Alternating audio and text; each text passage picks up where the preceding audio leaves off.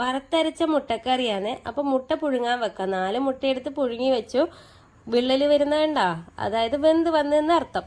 ഇനി നമുക്ക് വെളിച്ചെണ്ണയും ഇഞ്ചി വെളുത്തുള്ളിയും എല്ലാം ഇട്ട്, പച്ചമുളക് ഞാൻ ഇട്ടിട്ടില്ല കേട്ടോ. ഇപ്പം ഉള്ളി ഇട്ട് ഒന്ന് വാടി വരുമ്പോൾ കറിവേപ്പിലും ഉപ്പും ഇട്ട് അതൊന്ന് വാടട്ട്. ഞാൻ പച്ചമുളക് ഇടാത്തത് കുരുമുളക് പൊടി കുറച്ച് അധികം ഇടാന്ന് കരുതിയിട്ടാണ് കേട്ടാ. പക്ഷേങ്കിൽ ഇതിനകത്ത് കുരുമുളക് പൊടി ഇടുന്നത് കാണുന്നില്ല. ഞാൻ ഇട്ടിനായിരുന്നു. മഞ്ഞൾപ്പൊടി ഇട്ട്, മുളക് പൊടി ഇട്ട്, മല്ലിപ്പൊടി ഇട്ട് ഇത് നന്നായി വാടി വരുന്നതിന് ശേഷം തക്കാളി ഇടാം. മല്ലിപ്പൊടി ഞാൻ കുറച്ചധികം തന്നെ വറുത്ത് വെച്ചിട്ട് ഒരു തണുത്തതിന് ശേഷം ബോട്ടിലേക്ക് മാറ്റും. അപ്പം നമുക്ക് ആവശ്യത്തിന് എടുക്കാമല്ലോ.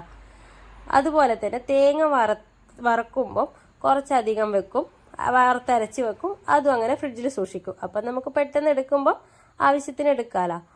ഇനി അത് തക്കാളി ചേർത്ത് നന്നായി വേവിക്കണം. അപ്പം അടുപ്പിലായതുകൊണ്ട് ഞാൻ കുറച്ച് വെള്ളം ഒഴിച്ച് വേവിക്കാൻ വേണ്ടി വെച്ച്, അല്ലെങ്കിൽ അത് കരിഞ്ഞു പോകും. നന്നായി തക്കാളി വെന്തതിന് ശേഷം നമ്മൾ കുറച്ച് തേങ്ങ വറുത്തരച്ചത് നമുക്ക് ഇതിലോട്ടേക്ക് ഇട്ട് കുറച്ച് ആവശ്യത്തിന് വെള്ളം ഒഴിച്ചിട്ട് നന്നായി തിളപ്പിക്കാം. വെള്ളം ചൂടുവെള്ളം തന്നെയാണ് ഒഴിക്കേണ്ടത്, അല്ലെങ്കിൽ ഒരു പച്ചച്ചവി ഉണ്ടാകും പോലും. അങ്ങനെ നന്നായി തിളച്ചതിന് ശേഷം നമ്മൾ മല്ലിച്ചപ്പ് ഉണ്ടെങ്കിൽ മല്ലിച്ചപ്പ് ഇടാം, കറിവേപ്പില ഇടാം, ഗരം മസാല ഇട്ടതിന് ശേഷം നമുക്ക് നന്നായി തിളവന്ന് മുട്ടയിട്ട് പിന്നെ അടച്ച് വെച്ച് മാറ്റി വെക്കാം.